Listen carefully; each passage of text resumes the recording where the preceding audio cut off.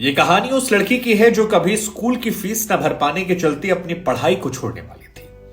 दो दो बार स्कूल में ऐसे मौके आए जहां पर फीस की वजह से उसे निकाला जाने वाला था, लेकिन लगी रही, जमी रही, डटी रही और असर ये हुआ कि आज वो देश की उन चुनिंदा मुस्लिम महिलाओं में से है जो पायलट हैं और जिनके पास कॉमर्शियल फ्लाइट उड़ाने का लाइसेंस है। सैयद सलवा फातिमा हैदराबाद की रहने वाली है।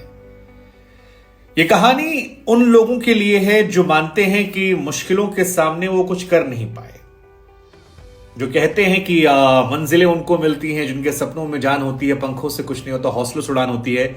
ऐसी बातें सिर्फ सुनने और कहने के लिए अच्छी होती हैं, प्रैक्टिकल लाइफ में नहीं होती हैं। उन्हें इस लड़की को जानना चाहिए, समझना चाहिए और इससे प्रेरणा लेनी चाहिए।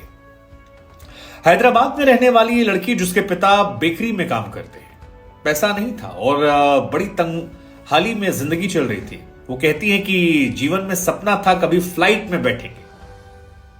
पहली मर्तबा जब फ्लाइट में गए तो फ्लाइट में पैसेंजर बनकर नहीं गए क्योंकि पैसे नहीं थे, कॉकपिट में बैठे पायलट बनकर। और यह एहसास हुआ कि अगर इच्छा शक्ति दृढ़ हो तो सपने पूरे होते हैं, मुसीबतें छोटी हो जाती हैं। फातिमा हैदराबाद के मोकलपुरा में रहती हैं और इस इलाके के बारे में कहा जाता है कि यहां अभी भी लोगों को बुनियादी चीजों के लिए परेशानियों का सामना करना पड़ता है। इस जगह से निकलकर उन्हें सपने पूरा करना इतना आसान नहीं था, और जब सपने पूरे हुए तब वहां रहना भी आसान नहीं था, क्योंकि ये जो इंडस्ट्री है यहां पर एडवांस लोग हैं, थोड़ा सा मॉडर्न है, और कहती हैं कि हिजाब बांधकर वहां पर रहना इतना आसान नहीं था। लेकिन जहां से वो आई थी उस जगह को भूला नहीं और सपनों को हटने नहीं दिया, और यही वजह है कि इनके पिताजी अब इन्हें मिरेकल गर्ल कहते हैं। बहुत सारी अनहोनी चीज जो है उस लड़की से हुई है और इसके पीछे की मिरेकल गर्ल की कई कहानियां हैं, और इसकी वजह है जीवन में फरिश्तों का आना। वैसे किसी ने सच कहा है कि अगर आप ठान लेते हैं तो ऊपर वाला आपकी मदद करता है, और फातिमा की मदद भी जीवन में 2 बार हुई। पहली बार जिस स्कूल में वो 10th क्लास में पढ़ रही थी, वहां पर पापा के पास पैसे नहीं थे फीस जमा करने के, 4 बच्चे उनके थे और बेकरी से बहुत थोड़े से पैसे मिलते थे, तो फीस जमा करने की उनकी हालत नहीं थी, स्कूल से निकाले जाने वाली थी। लेकिन तभी उनके स्कूल की प्रिंसिपल के पास जब ये मामला पहुंचा तो फातिमा को देखकर न जाने उन्हें क्या हुआ, और इस लड़की की क्लास 10th की फीस उन्होंने माफ करवा दी। वो कहती हैं कि मैं हैरान थी कि ऐसा क्यों हुआ, क्योंकि बहुत असहज वाली स्थिति थी। प्रिंसिपल ने खुद अपनी तरफ से इनकी फीस भरी और जिसके चलते वो क्लास 10th का एग्जाम दे पाई। इसके बाद क्लास 12th में वो दूसरे स्कूल में चली गई और वहां पर भी 11th तो निकल गया, लेकिन 12th में फिर पापा को दिक्कत आ गई। सेंट एन्स स्कूल वो कहती हैं कि वहां मैं पढ़ रही थी और बहुत असहज हुई जब एक दिन फीस ना भर पाने वाले बच्चों की कतार अलग से लगवाई गई। उस कतार में मैं खड़ी थी, असहज थी, मुझे लगा कि अब 12वीं नहीं हो पाएगी और सपने जो हैं यही खत्म हो जाएंगे। लेकिन एक टीचर की नजर पड़ी। फातिमा कहती है कि मैं उस टीचर को जानती भी नहीं थी, उनसे मेरा कोई संवाद नहीं था।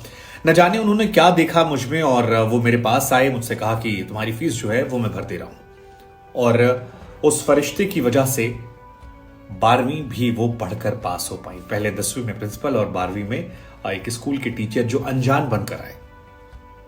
दुनिया में अभी भी अच्छे लोगों की कमी नहीं है, बस फरिश्तों ने साथ दिया। इसके बाद बाकी मेहनत इन्होंने खुद कर ली।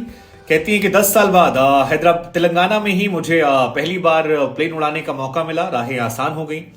शुरुआत में लगा था कि शादी के बाद क्या हो जाएगा, लेकिन ऊपर वाले का यह भी आशीर्वाद रहा कि शादी अच्छी जगह हो गई।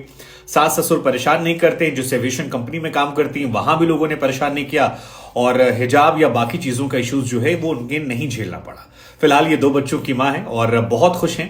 कहती हैं कि मुस्लिम परिवारों में कई बार परेशानियों का सामना करना पड़ता है, लेकिन एक बेटी होने के नाते उन्हें उनके परिवार वालों ने एहसास नहीं करवाया, और इसलिए वो ऊपर वाले का, अपने परिवार वालों का शुक्रिया अदा करती हैं। ये कहानी हमने आपको इसलिए सुनाई क्योंकि फातिमा के सपने पूरे हो गए। उनकी किस्मत अच्छी थी कि फरिश्ते आ गए, उनके परिवार वालों ने साथ दिया।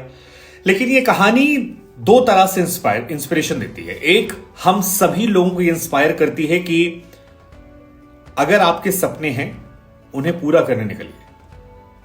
मंजिलें मिल ही जाती हैं भटकते भटकते, गुमराह वो हैं जो घर से नहीं निकलते। अगर आपने तय कर लिया कि आपको करना है, यकीन मानिए आपकी वाइफ से जो कायनात है, ऊपर वाला है, भगवान है, वो आपके इर्द गिर्द वैसे लोगों को भेज देगा जो आपकी मदद कर देंगे, लेकिन वो पहले आपको श्योर होना है कि आप कर सकते हैं।